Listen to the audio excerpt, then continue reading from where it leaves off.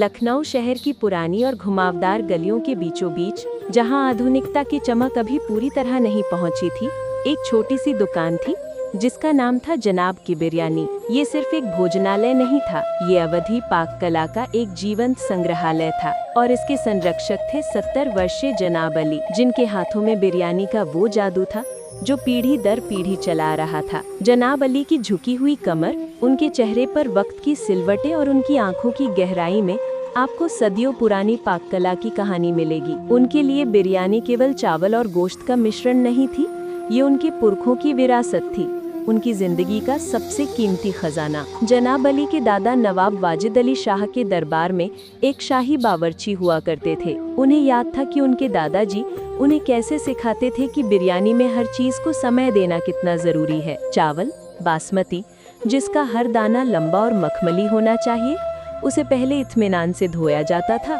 फिर हल्के मसालों और नींबू के रस के साथ आधा पकाया जाता था।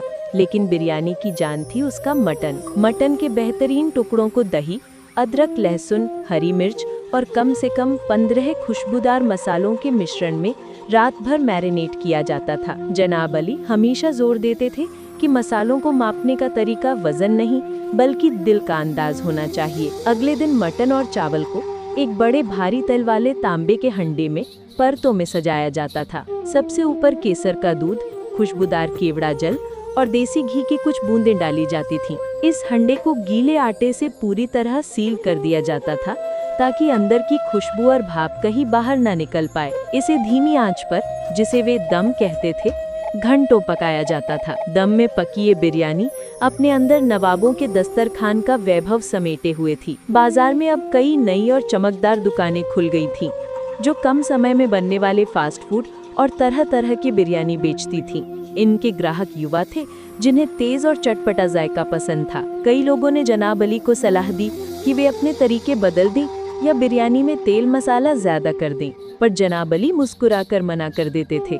मैं जायके से समझौता नहीं कर सकता। मेरी बिरयानी सब्र और प्यार से बनती है। जो असली स्वाद पहचानता है वो मेरे पास आएगा।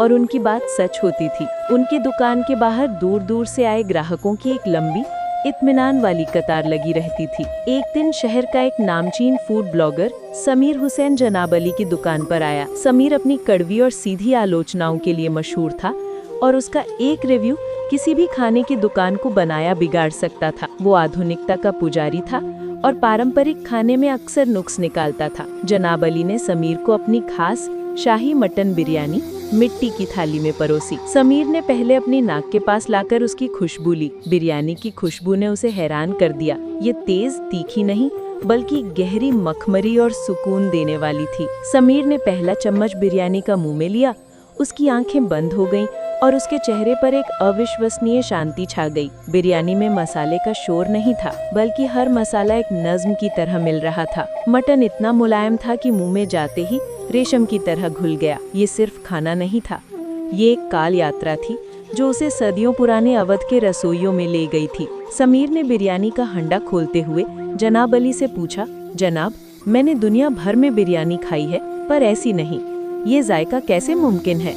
आप इसमें क्या सीक्रेट मसाला डालते हैं? जनाब अली ने हंसते हुए जवाब दिया, बेटा, सीक्रेट मसाला है वक्त। मेरी बिरयानी 90% आंच पर और 10% मेरे हाथ से बनती है। आज के लोग हर चीज में जल्दबाजी करते हैं, चावल उबालने में, मटन पकाने में, मसाले मिलाने में, पर बिरयानी जल्दबाजी की दुश्मन है। तुम मटन को इत्मीनान से मैरिनेट करो, चावल को प्यार से संभालो और दम को सब्र से लगाओ। मेरे दादाजी कहते थे, बेटा, बिरयानी में हाथ का नहीं दिल का स्वाद होना चाहिए। समीर की आंखों में आंसू आ गए। उसे एहसास हुआ कि ये कहानी सिर्फ खाने की नहीं बल्कि एक संस्कृति को बचाने के लिए की गई निष्ठा की थी। उसने अपने कैमरे बंद किए और अपने नोटपैड पर बिरयानी की तारीफ में एक शब्द नहीं लिखा। अगले दिन समीर ने अपनी वेबसाइट पर एक विस्तृत लेख लिखा जिसका शीर्षक था, वो बिरयानी जो आपको जिंदगी जीना सिखाती है। उसने लिखा कि अगर आप असली अवधी विरासत को चखना चाहते हैं तो जनाब की बिरयानी पर जाइए। उसने लिखा कि जनाब अली ने साबित कर दिया कि असली स्वाद और परंपरा कभी आउट ऑफ फैशन नहीं होते। समीक्षा के बाद जनाब अली की दुकान पर भीड़ दोगुनी हो गई, लेकिन जनाब अली ने ना तो अपनी बिरयानी की कीमत बढ़ाई और ना ही जल्दबाजी में उसकी गुणवत्ता से समझौता किया। उन्होंने अपनी विरासत को सम्मान दिया और विरासत में उन्हें बेशुमार सफलता दी। जनाब की बिरयानी अब एक दुकान नहीं बल्कि लखनऊ की एक गौरवशाली पहचान थी, एक ऐसी पहचान जो हर दाने में इतिहास और हर खुशबू में मोहब्बत का पैगाम लिए हुए थी।